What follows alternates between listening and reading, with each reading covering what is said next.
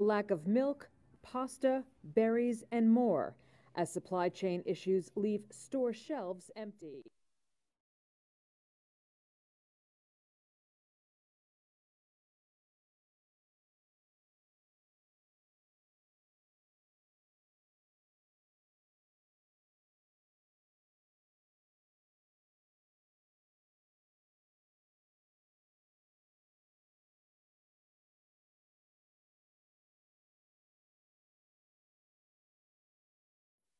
All right, folks, as we all know, these attacks are getting closer to our area of responsibility. I received intel this morning that the group across the creek from us got hit last night, sometime between 1:30 and 2 o'clock in the morning. Unfortunately, they did not have anybody working security at the time of the assault, and they were caught with their pants down. Because of that, they suffered several casualties, lost supplies, and a four-wheel drive vehicle. Eyewitness accounts from their group indicate that the team that hit them were young adults dressed in black, and they all had improvised weapons at the onset of the attack. Unfortunately, our neighbors lost some weapons to them in the attack, so these subjects should all be considered armed and extremely dangerous. I don't know if we're going to see them here, but we need to be ready. Alpha Team and Bravo will cover perimeter and overwatch until 2 a.m., at which time Charlie and Delta will take over for them. Remember your training, folks. Radio etiquette, light discipline, and if you're going to engage a target, make sure you know who it is. I cannot overemphasize the importance of having a good weapon-mounted lighting system in order to make positive identifications of potential threats in low-light settings. I myself will be utilizing this Crimson Trace Raillight for the remainder of this mission. Hey, Alpha, come in. Our sensors are indicating a disturbance by the warehouse. 10-4, Elmer, I'm on it.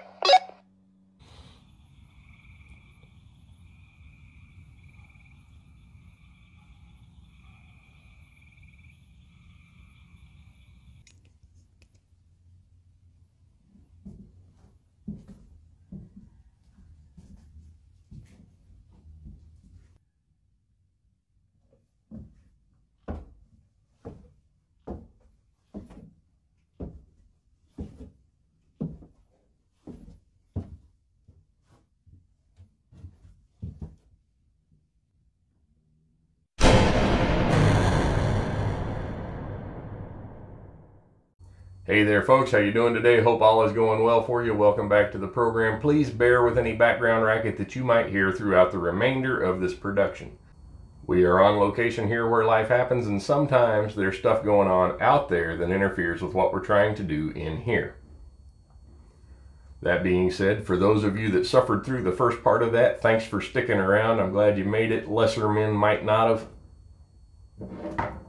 Now, before we go any further, I'd like to show you that these are both safe and empty weapons. If you look there, there's nothing inside, nothing in the chamber.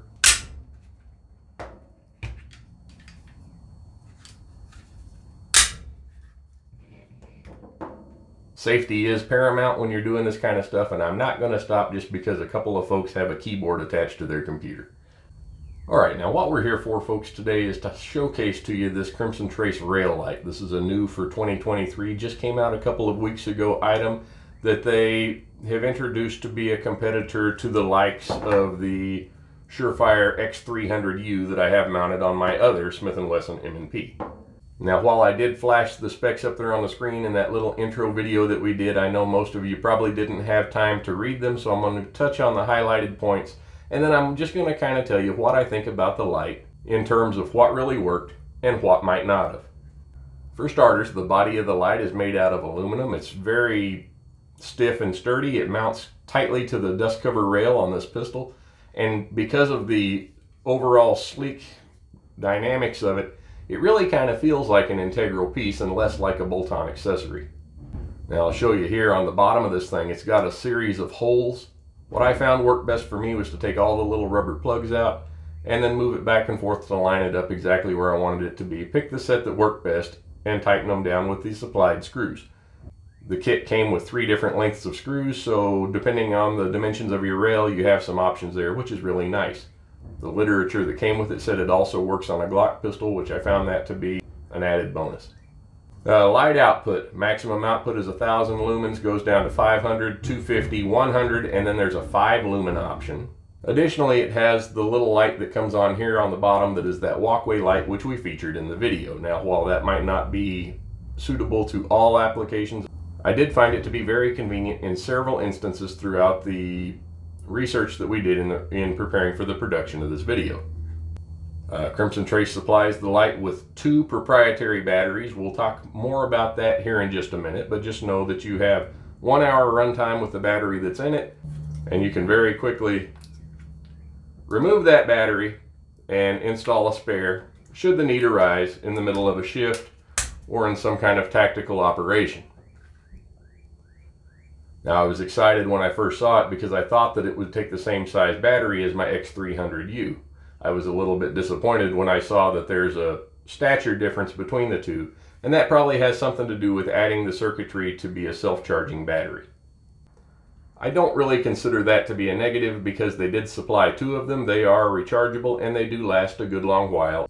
So for those of you that want to know a little bit more about the walkway lighting, first you press and hold these 2 buttons on either side. It's the power selector buttons for the light output. Hold them for about 5 seconds. You'll notice the light didn't come on, but if you give it a good shake, there it is, folks. It'll stay on for about 15 seconds and then it shuts itself back off until you give it another shake. I find the shake awake feature on this to be kind of a Goldilocks model, and it's not too light, it's not too hard, it's just right. I think they got that part of it right. Again, as I mentioned before, it might not be suitable to all tactical applications, but if you need a little bit of light to get around in an area where you can't see your footing or whatever, I find it to be better than trying to utilize a tactical flashlight with your fingers over it or something of that nature to get a little bit of light on the ground. You just press and hold the buttons for about another 5 seconds. You'll notice that now the light won't come on no matter how much you shake the pistol. Operation of the tactical light is very simple with these 2 paddle switches on either side.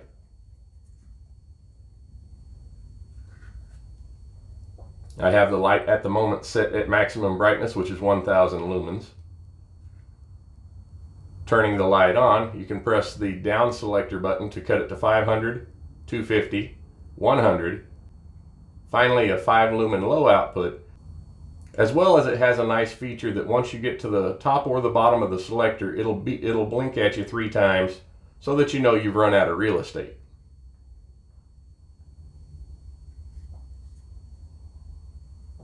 Now, I know some of you are thinking, well, if it's got 1000 lumen output, I'm going to leave it up at that, but I can tell you, if you are inside your house and you're shining it at a white wall trying to identify a potential threat, you're going to blind yourself. You might want to consider cutting it back for indoor applications. So while I mentioned before that the light attaches by means of a couple of screws and it's very solid, I also want to mention that the light is attached with a couple of screws and it's very solid. So you can't just slide it off and use it as a handheld light at a moment's notice. So that's something you might want to think about when considering this for a purchase. I wouldn't let it be a distractor, because as I've mentioned many times in the past, a dedicated weapon mounted light is really nice to have, and when it comes to having flashlights, 1 is none, 2 is 1. You should have a handheld flashlight as well if you're doing any kind of tactical work. So throughout the time that we have spent reviewing and testing the Crimson Trace Raillight, we have had absolutely 0 malfunctions with it. It works really good. If you look here on the front, you'll see a scuff where I dropped it the other day. That was not intentional. I just happened to drop it. Picked it up, turned it on, it worked like a charm. That is in of itself what you need a good tactical flashlight to do. Now, while we haven't had it long enough to determine what the long-term durability will be of it, I can say that at the manufacturer's suggested retail price of $130.49, it's probably not a bad option, and you could certainly pay more for something of lower quality. So now, how does the Crimson Trace Raillight stack up to my Surefire X300U? Well, for starters, try to show you here, I got matching pistols so to make this as fair as possible. As you can see there, the X300U is nearly twice the size of the Crimson Trace Raillight. They both have 1000 lumen output. The main differences being that with the Surefire light, it's very simple and easy to remove it from the weapon if you needed to use it as a handheld light. That being said, It really doesn't feel that secure when it's mounted to the weapon, and it kind of rattles a little bit. It's even worse on a Glock. Not to mention, I think I paid $320 for this sucker. Now, speaking of Glocks and Surefire lights, as opposed to the Crimson Trace Raillight, that is, at the moment, the biggest negative that I can think of with this new product. And that is that, at the moment, accessory availability it's non-existent. If you wanted to get a holster like my T-Rex Ragnarok that I have for my Glock 19X that's made to hold it with the Surefire X300U, you're out of luck. I actually reached out to T-Rex Arms to see if they would make me a holster for this, and they weren't interested in doing it. So, keep that in mind. However, as most of you know, whenever a new product like this comes out, within a few months there will be aftermarket support. And at the price point that the Crimson Trace light is coming out at, I can imagine that it's going to be a very attractive option for people that just don't want to spend $300 for a light that is... I know it's going to come up in the comment section, so I'll go ahead and address it here. The Crimson Trace Raillight, like many of the other electronic devices that we use these days, is made in the PRC. The Surefire X300U, at 2.5 times the price, is made in the United States of globally sourced parts. Take that for what it's worth. So that brings me back to the most important question. Where are we at with this thing? And would I spend my hard-earned money on it? You bet. I think it's a great light.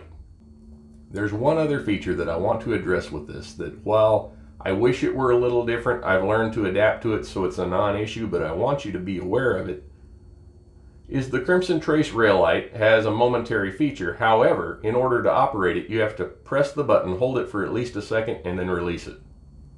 If you tap the button and let it go, the light stays on. If you're needing momentary light to identify something and you don't want it to stay on for a full second, then you kind of catch yourself having to do a real quick double tap. Not a deal breaker, but it's definitely something you have to know, and it's something you have to train for. And as we've mentioned before, and I brought it up in the funny part of the video at the beginning, training is paramount. And that, folks, really is the most important reason why you would want something like this Crimson Trace Raillight. Most people are not tactical operators. Most people are civilians that want to be able to protect themselves should the need arise to do so. And what that means is it's very likely that your pistol with the rail-mounted light is going to live on your nightstand or in some kind of quick-release safe next to your bed.